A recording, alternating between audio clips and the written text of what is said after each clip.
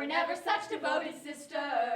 An ancient Greek tragedy is hitting the stage on January 19th at the St. Catherine's First Performing Arts Center. The Bacchae is an adaptation of an ancient play from Greece by Euripides. It was written originally in 405 BC, so it's pretty old. But we picked it over 2 years ago. We wanted to do an adaptation of it because we found its themes to be incredibly relevant to what we were seeing kicking around in our present-day political spheres. It's about a polarized society. There's an authoritarian, very conservative King Pentheus. My grandmother Harmonia has been called the mother of this city, and today its citizens showered her with the affection of many grateful children. And on the other side, there's the new god Dionysus, who's this sort of anarchic creative spirit. God among various things of wine, fertility, theater, and in his spare time, madness. We started working on this before we realized how relevant it was going to be. And it became, as Brexit and Donald Trump and all kinds of populist alternative movements started to sweep the world, that was something that was happening as we were creating our adaptation. And so we found it to be maybe more relevant than we wanted it to be.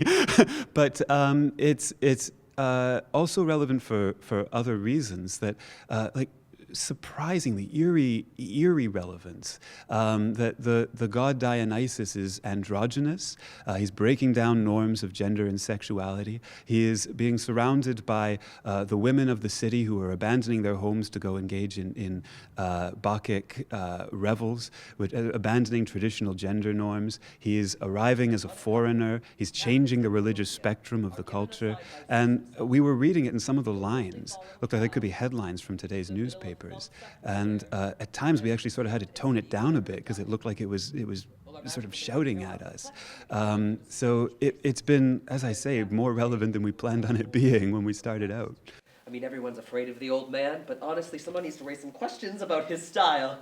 But over time, I suppose in preparation it was sort of looking to queer figures that I could pull source information from, primarily because Dionysus he exudes a sort of gender fluidity and kind of embraces, the lack of roles and living outside of the border, if you will.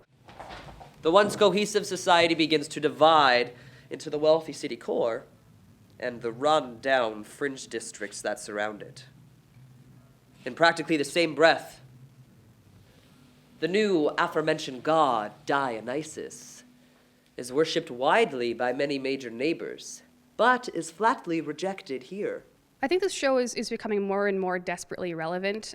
We started working on it about 2 years ago, and we knew that there was something about this that was in the air, and Colin, our director, talked a lot about his interest in the relation between city cores and fringes and how cities develop and how ideologies create citizenship. And I understand that this production also marks a significant milestone for this ensemble. Can you talk to us a little bit about that? Yeah, so we've been an emerging artist company in St. Catherine's. We're almost entirely comprised of Brock graduates, and we've been building up for a number of years.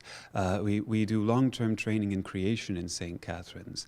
And after a handful of productions, this is our first chance to be presented by the First Ontario Performing Arts Centre, which is this marvelous, huge new performing arts centre that's really lit up downtown St. Catherine's. So it's a big milestone for us as the whole cultural community elevates to a new level. But for us, it's a little surreal.